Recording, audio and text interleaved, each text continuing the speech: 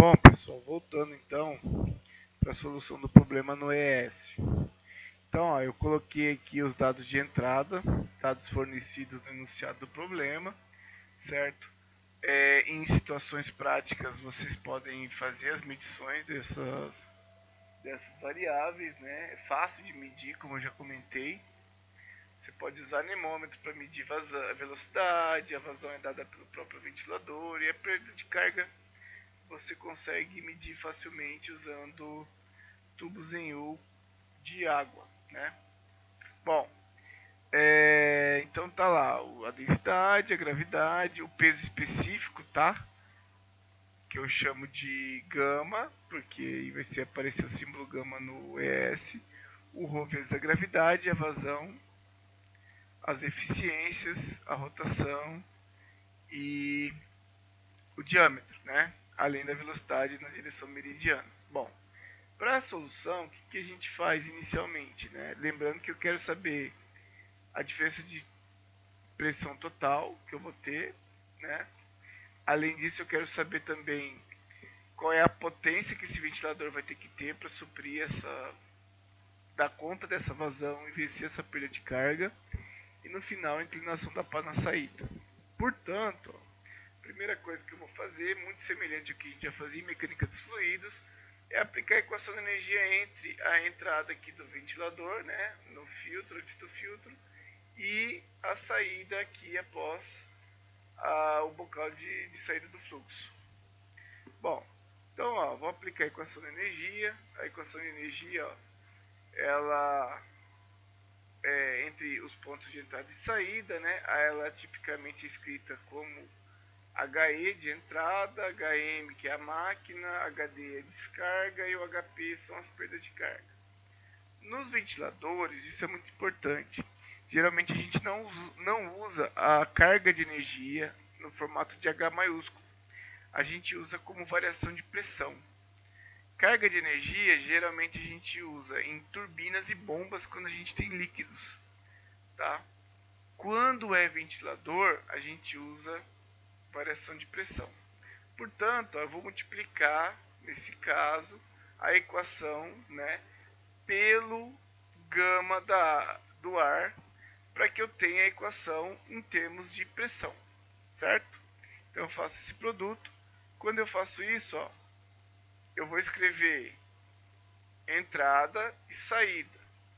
Então o que vai acontecer? Ó? Eu vou ter a pressão na entrada, a velocidade de entrada, lembrando que eu considerei a velocidade zero no filtro, e a energia potencial, certo? Portanto, nesse caso, eu só tenho a pressão de entrada. Na saída, eu tenho a pressão de descarga, certo? A velocidade, agora eu tenho velocidade porque eu vou considerar a velocidade de 15 metros por segundo e o jato de ar aqui na saída de 15 metros por segundo. Se eu tiver um difusor aqui, pode ser que essa velocidade seja menor, mas aí eu vou ter perda de carga. E o gama na cota da saída, nesse caso aí eu vou considerar que a entrada e a saída estão muito próximas da vertical, então não vai ter diferença de altura. Tá? Só um detalhe, ó, se você quiser ver se eu escrevi as equações de forma correta, você pode vir aqui, ó, e usar as equações formatadas. Então o que acontece? Ó, onde aparece o ρ, ou eu escrevi o ρ, vai aparecer o símbolo, o gama, certo? O eta, todas essas variáveis elas já estão adequadas. E o maior benefício dessas equações formatadas, ó, é quando eu olho as equações e eu consigo identificar facilmente, porque elas ficam muito parecidas com a forma como a gente escreve. Então eu tenho lá a pressão, o gama vezes a velocidade ao quadrado sobre 2g e o gama vezes z, certo? E aqui embaixo escrevi as variáveis que faltam. Da mesma maneira eu tenho a variação da pressão total, né, no ponto de descarga, como sendo a pressão no ponto de descarga, a velocidade ao quadrado sobre 2g vezes gama e a energia potencial. Nesse caso, a pressão é dada, a velocidade é conhecida e o ZD igual a zero. Portanto, né, se eu isolar o HN aqui, ó, eu sei que o ΔP vai ficar a descarga menos a entrada mais a perda, certo? Bom, somando as perdas, o que eu tenho? 540 Pascal referentes ao filtro, 834 Pascal referentes ao tubo de sucção e 1226 referentes ao tubo de descarga. Portanto, ó, escrevendo a equação, né, da forma formatada, eu vou ter a pressão, a diferença de pressão que o ventilador deve vencer. E isso é a resposta da letra A, porque ele quer saber qual é a diferença de pressão total que o ventilador deve vencer. Na hora que eu resolvo, né, eu tenho a solução completa já do problema, porque eu já escrevi ele inteiro aqui, né, mas eu consigo identificar aqui, ó, que a pressão no ventilador, ó, vai ser de 3.815 Pascal, certo? Então, essa é a pressão total que o ventilador deve vencer. Isso a gente vai ver depois nas curvas de ventilador, que ele tem que ter um par ordenado de pressão e vazão, né, e a maior eficiência possível. Bom, em termos de energia, eu posso escrever, né, seguindo aqui, ó, o Y, que é a carga de energia, né, a energia em joules por quilograma, a variação da pressão no ventilador, dividido pelo ρ, né, então eu já escrevi o ρ lá, eu vou calcular o Y aqui nas equações formatadas para ficar mais fácil a gente ver. Vou ter lá a potência que é transferida para o fluido, certo? Então eu tenho lá o gama, o y, o ρ vezes o q, certo? E aí, para calcular a potência de eixo ó, que o motor deve ter, eu vou considerar a eficiência total do motor, que é essa equação aqui. Portanto, ó, eu vou precisar de uma potência de eixo ó, de 602 kW de energia. É muita energia, certo? Então é um motor bastante potente para girar esse ventilador. Bom, e essa é a resposta da letra B. Continuando.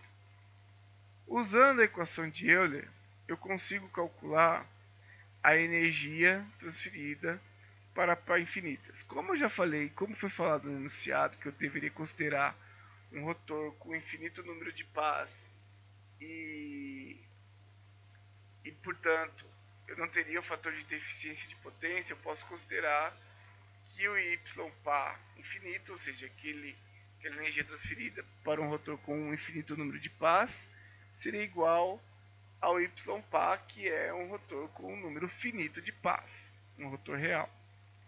Bom, e considerando a eficiência hidráulica desse rotor, eu consigo calcular qual é a energia total transferida do rotor para o fluido, certo? Considero a eficiência hidráulica, eu tenho o Y correspondente à quantidade de energia que o fluido recebe, né?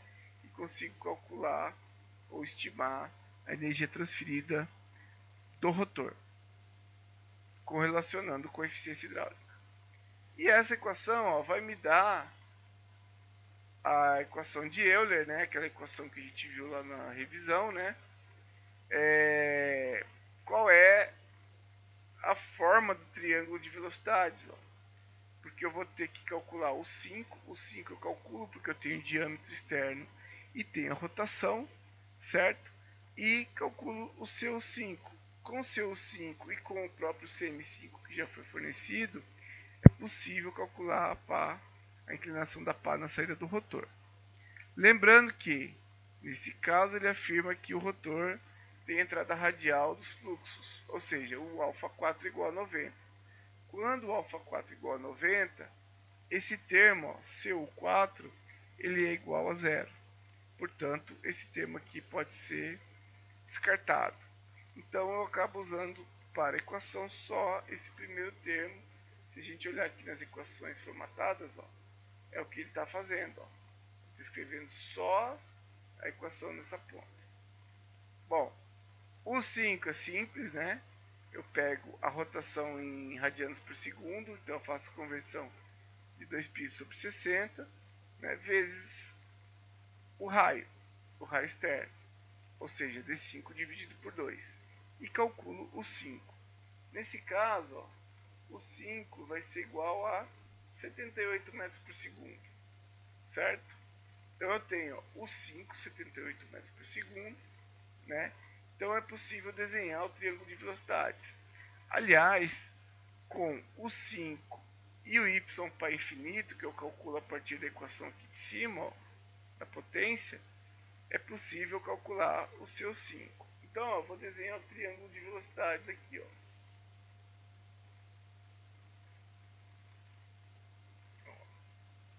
O que vai acontecer com o triângulo de velocidades?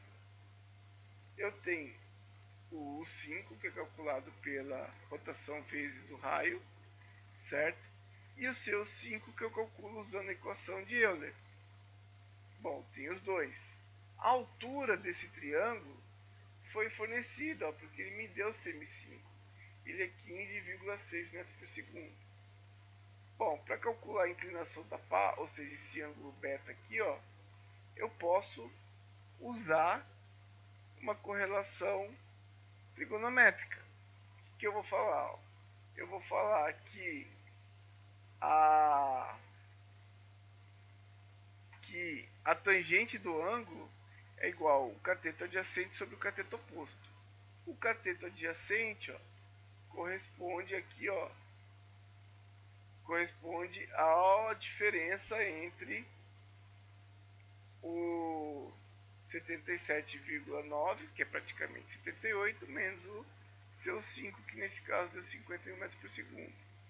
Portanto, eu tenho ó, o cateto oposto, que é a altura cm5, dividido pelo cateto adjacente, que é a diferença entre o 5 e seu 5. E calculando a tangente vai me dar o beta 5.